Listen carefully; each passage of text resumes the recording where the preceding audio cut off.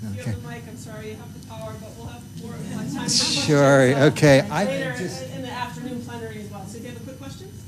Yes, not really quick, but I can just Quick as defer. possible. Okay.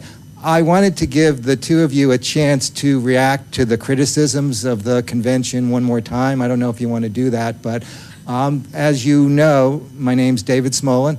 I'm supportive of the convention largely because I think coupled with the CRC, with UNICEF, with ISS, it's the only game in town, basically. That without it, you're either shutting down or else you're unregulated. But nonetheless, the criticisms, as you know, come from two sides, and I wanted to see if you wanted to respond.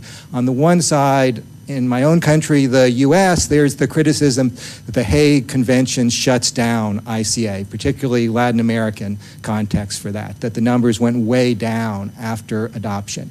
And there's a lot of anger against the Hague Convention. As you know, the US took a long time to ratify, and I would say has not at all adequately implemented. The other side, which I think you've already heard from today, is that it creates a false seal of approval, that it over-promises that this is going to be clean, which causes countries and individuals to rely on this stamp of good practice when in fact it's completely reliant on the political will and the implementation of the countries, both of origin and receiving countries, cooperating together. And when that political will is absent, it can be misleading and can be a pathway to the abduction, the sale, and traffic and other abusive processes because of that misleading character.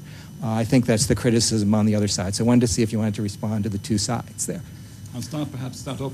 I think it's, if you look at it, it's not so much the convention which is criticized. It's a perception in both cases.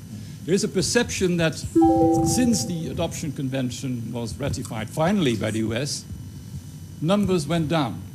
But how come? Why should there be a relation? Why don't people think a little bit more about trying to explain what happened? For instance, China ratified the convention in order to enable China to allow children to be adopted abroad.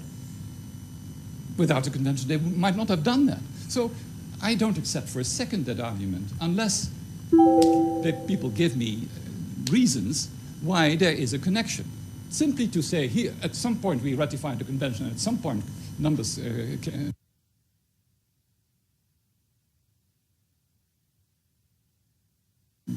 came down, is not convincing at all.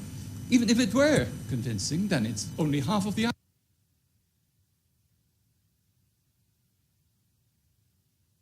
argument, because we also know that numbers of adoptions in country went up.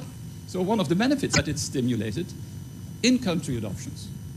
And is that bad? Don't we want families for children? Or do we only want deal to? Yeah, that's how you look at it. The convention is a legal instrument. It provides certain duties.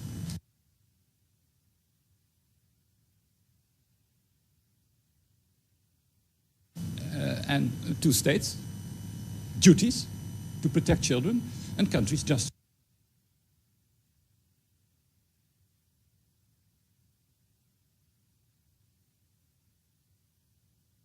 should implement those duties correctly.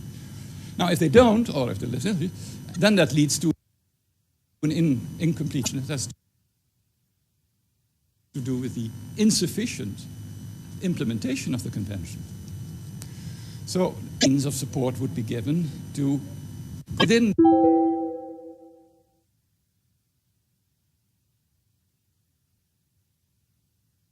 developing countries, enabling them to restore a good family care system within that country.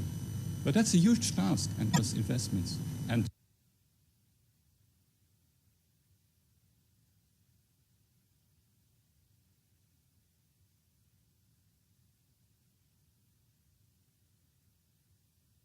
solidarity and goodwill.